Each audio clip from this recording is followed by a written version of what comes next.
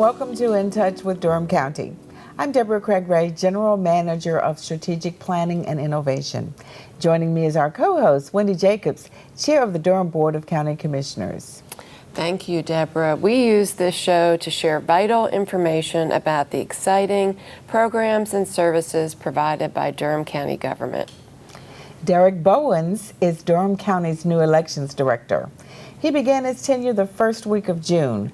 We've invited him here to talk about his new role, any potential elections changes on the horizon, and to help us prepare for the upcoming municipal elections. The Cure Violence Health Model employs 3 components that are used to reverse epidemic disease outbreaks: interrupting transmission, reducing the risk of the highest risk, and changing community norms. Director of Health Education and Community Transformation, Mel Downey-Piper, and Bull City United Supervisor Darrell Clayton join us later to talk about this new effort to cure violence known as Bull City United. Chairman Jacobs, let's begin our conversation. Well, thank you so much for being with us here today, Derek. We're so glad to have you as a part of Durham County government. Excited to be here. Thanks for having me. So tell us a little bit about your background and how you got involved with elections. Yeah, so I born and raised in Wilmington, North Carolina. Went to college at the University of North Carolina in Wilmington and graduated in 2010. So most people during that time kind of in a period of unemployment, and so I happened to just put in an application with the elections department and got hired as an election specialist in 2012 and stayed with New Hanover County through 2017, promoted to various positions, eventually making it to the elections director position and transitioned to Durham County earlier this year. Wow, well, that's amazing that you are so young and have already reached this position, so kudos to you. And I remember when you were being introduced into the community, Bill Bryan, who was the chair of our Board of Elections, speaking very glowingly about your intellect and your background and your energy and your love for this work. So tell us a little bit about what inspired you to leave New Hanover and come here to Durham County. Well, I just, one of the things that really intrigued me about Durham County, after the 2016 general election was, first, the compliance with process. I was very, very impressed with how Durham responded to a seemingly difficult situation, and might I add, most counties would not have been able to respond to.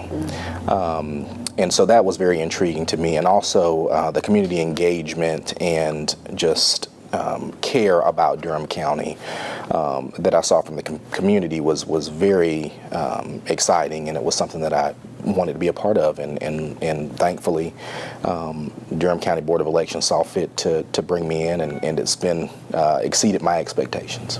Well, we're glad you're here, and we're glad that that you chose to come here. Thank you. Yes. So Derek, this is kind of a 2-part question. What was your proudest moment and your most difficult moment while you were in New Hanover County elections? Ooh, okay. Well, I think one of my proudest moments in New Hanover County at the Board of Elections during my tenure, we actually got awarded a national award from the Elections Assistance Commission for recruitment, retention, and training of precinct officials. And the backbone of that was we actually gave service awards to our precinct officials who had never been recognized for years and years of service. So we got them pins and gave them a dinner and did various things, and that was something that was apparently innovative in the elections world. So that was probably most exciting, not because we got recognized, but because we actually got to honor people who commit so much for a minimal amount of money. So that was definitely my proudest moment. I would say my most difficult moment when we had implementation of photo identification for the first time in March of 2016. We had a voter that was, and it actually made the News and Observer, we had a voter who was very upset that they were asked to spell their names in lieu of a poll worker looking at an identification. And that caused a little bit of concern, and people asking questions. Well, why are you requiring spelling tests when you have a license right in front of you? And truly, it was poll workers trying to honor the fact that photo ID actually, I believe at that time there was some form of stay and it wasn't required. And so, or actually ID was required, but they didn't want to continue to use it outside of looking for reasonable resemblance. So I would say that was probably one of my most difficult moments, kind of getting through that process and explaining that the intent was in no way malicious. Right, right. So what are maybe some small differences between the New Hanover County office you left and the Durham County one you arrived at? Well, I would say one of the great things also, and I didn't say this when you asked me, Chairman Jacobs, but the investment in the elections office, I think, is something that is unprecedented. New Hanover County was 8th largest in the state in terms of registered voters. Durham County is 5th.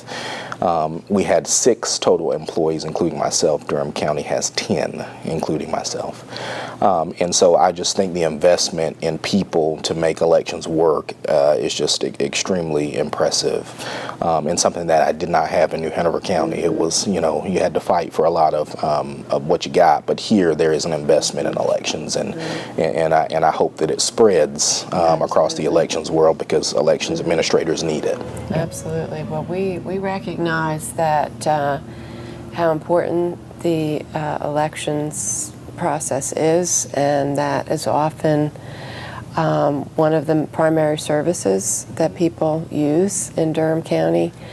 And so we do strive to support our Board of Elections in every way that we can. It's absolutely evident and appreciated. Yeah. So it's great to hear about that program that you implemented, and would love to hear about what are some of your other possible goals or ideas for how to strengthen the elections process in Durham. Yeah, absolutely. First, I'll say, I think that Durham, in my opinion, has a culture of good elections. I think there are certainly things that we can improve upon, in particular, the focus on process and not people. I think that when things overturned in the office, there was a lot of knowledge base, a lot of institutional knowledge that left the organization. So one of the focuses right now for our office is building procedures so that if someone does leave, we've got someone who can fill in the gap based on process. So that's really been my primary focus. That's what the board has charged me with, is actually coming up with procedure, implementing chain of custody, things of that nature, election security, ballot security. So really process is my focus. I told the board when I came on is let's get some great elections, continue the culture of great elections here. Let's get process, and then we can get to the glitz and glam. And so the goal eventually will certainly be to modernize a lot of the tools that we provide voters. Some of the great things that we did in New Hanover County in particular is we actually had an elected officials interactive map where people could go online, enter their address, and it pulled up all of their elected officers. Same thing for polling place maps and searches. You could actually see an image of your polling place. So there's a lot of tools that eventually I'd love to work with in a great infrastructure to do those kind of things, especially through Mr. Craig Ray's office, to really help modernize the elections process for the voters of Durham County. Absolutely. We absolutely look forward to that. We love innovation. Yes. So we've got the upcoming municipal elections. Talk to us a little bit about that and who's on the ballot. So we have upcoming October primary. That's going to be October 10th. The races that we'll have then is our Durham City Council, which by the way, is the first time since 1997 that we haven't had an incumbent on the ballot. We also have all of our wards 1, 2, and 3, and we've got a full slate of candidates for each. So the expectation is that we'll exceed the 7.6% from 2015 in terms of turnout. But that's October 10th. Registration deadline is September 15th. We start early voting September 21st, and we've got a full 17 days at 4 sites throughout the county. So I'm very excited and want people to come out and engage in the process. Absolutely. Well, that's a good reminder for us to really get those dates out there for people. And maybe as part of this program, we can really help to do that, because that's not very far off, those dates. And is there any major legislation or updates related to the elections that you would like to tell our viewers about? Yeah, well, we're kind of in limbo, county boards of elections. There was some session law that came out in 2016 that essentially, or actually early 2017, that revised law. There was some even prior to that. But the local county board of elections increased from 3 to 4 members, split down the middle by major political party. That was appealed by the governor, has made it up to the Supreme Court, and actually oral arguments began today. So the board that was appointed in 2015 is still holding over. Their term was slated to end in July. But they're holding over until we get ruling from the Supreme Court as to whether the old law will be in effect or the law that's currently in place but on stay will be in effect. So right now we're operating under a 3-member board. 3 members under the new law is a quorum, so if one board member doesn't show up, we can't even conduct business. So we're really waiting to hear from the Supreme Court and maybe get some relief in terms of quorum requirements so we can continue to do business even missing a board member. Well, Derek, we've had a great conversation. The time has gone really fast. But again, we welcome you to our community. We're looking forward to all the great things that you're bringing to our elections process, and we certainly want to have you back on the show again. Thank you thanks for having me. Thank you. Great. And we're glad you're here. Thank you. Yep. So thank you for this segment, and when we come back, we are going to talk about a new Cure Violence program. Please stay with us.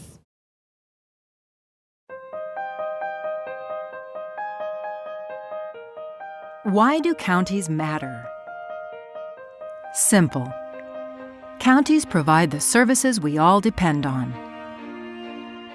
If you're concerned about crime,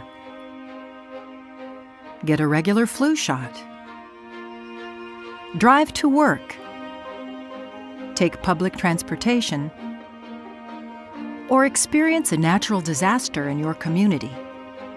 Chances are you benefit from county services. That's why counties matter.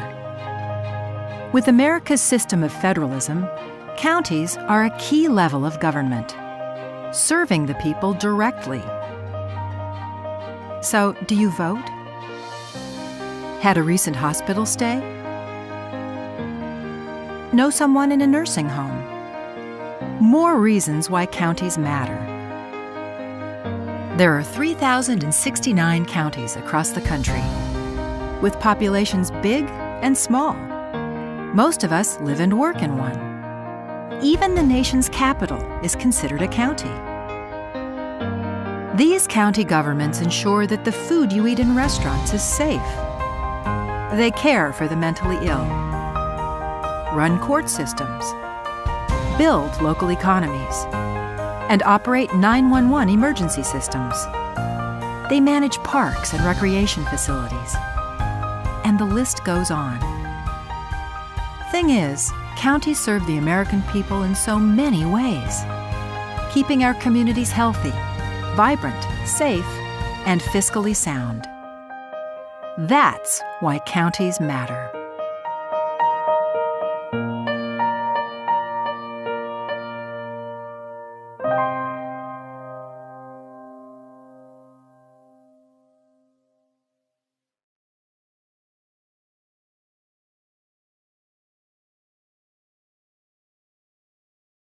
Welcome back. Mel Downey-Piper and Darrell Clayton join us to talk about violence reduction strategies in Durham.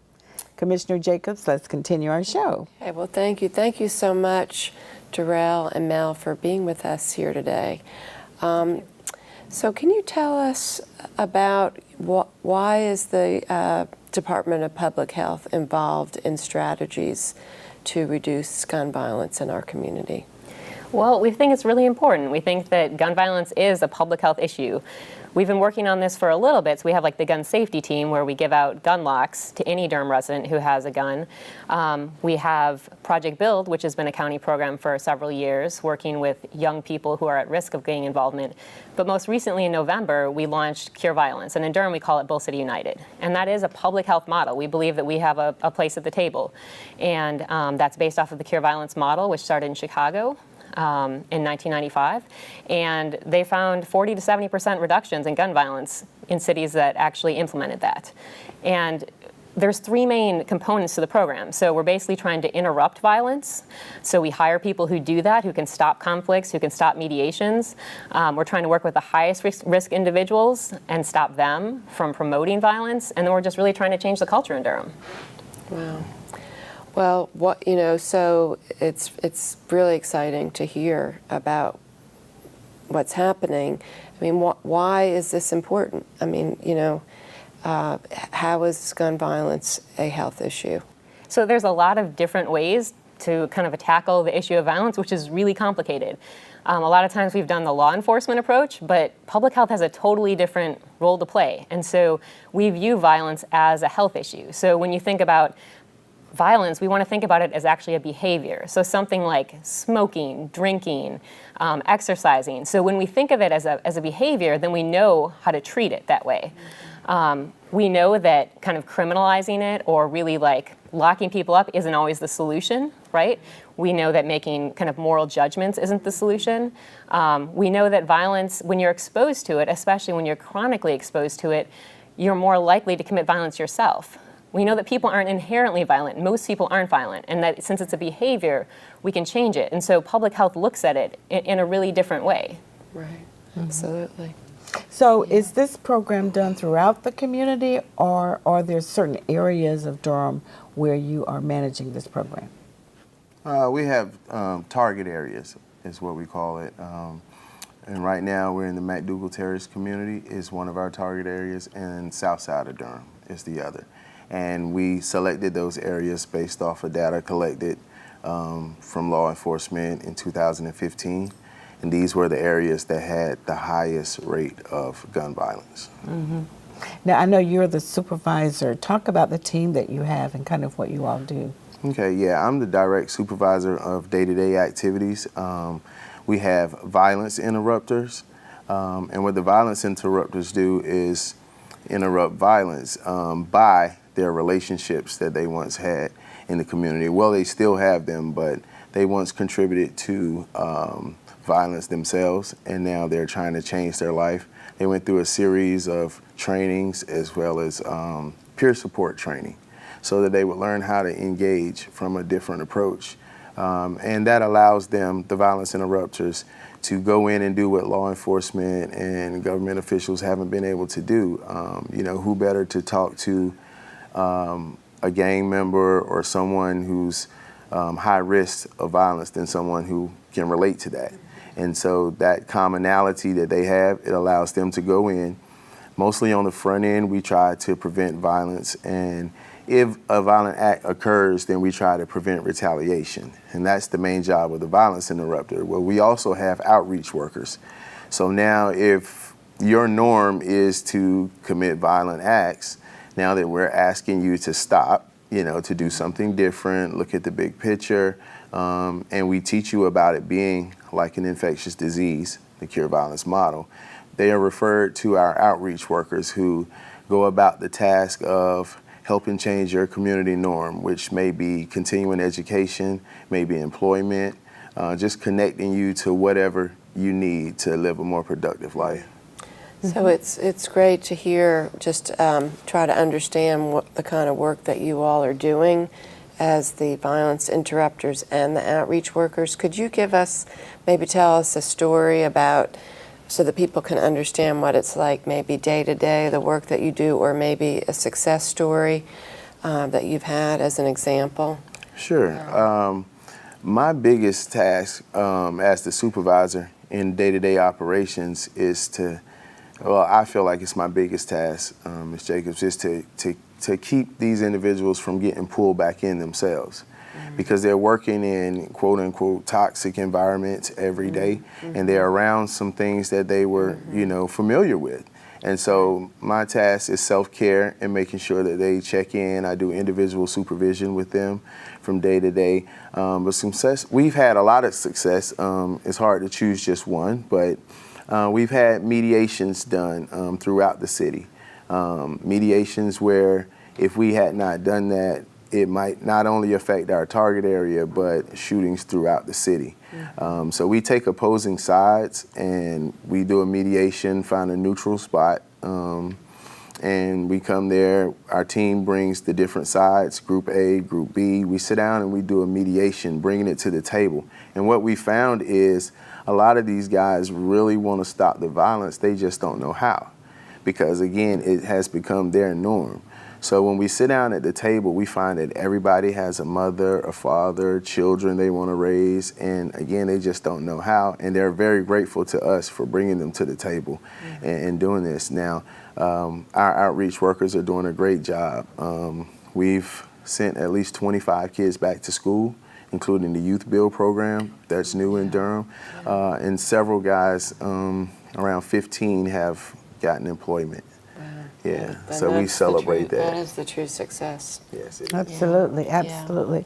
So I'm expecting that over time you're going to have some really good data to share with the community about the effectiveness of the program, and we can kind of see how we would compare to some other communities that have the same program. Is that part of your goal? Definitely. I mean, this is a data-driven project, right? So the community relationships are important, but it's important that we track everything and that we know our successes. So we have some data right now. It's preliminary because we've only actually been able to track for about the last 6 months or so. But we do know that homicides have dropped in Durham County over a 6-month period from January through June compared to last year, January, June. So that's incrediable news. We also know violence, fluctuates quite a bit. So we can't say for sure it's a success, but it seems like we're right on track. We also know that in the 2 target areas that we talked about, so McDougal Terrace and Southside, aggravated assaults with homicides have dropped 33% compared to a similar time period last year. So it seems like we have a really strong team with the right relationships who seem to really be making a difference. Now, is there anything the community can do to help your efforts? Support, just staying connected with our social media sites. We have a Twitter and Facebook, as well as an Instagram page, and just supporting our community events. We do community events, we do participant events, but our community events are for the community to come out and support us. We're planning voter registration next month because we understand how important the election is coming up. In November, we're doing turkey drives, and in December, we're planning to do a toy drive. So just to support us, to come out.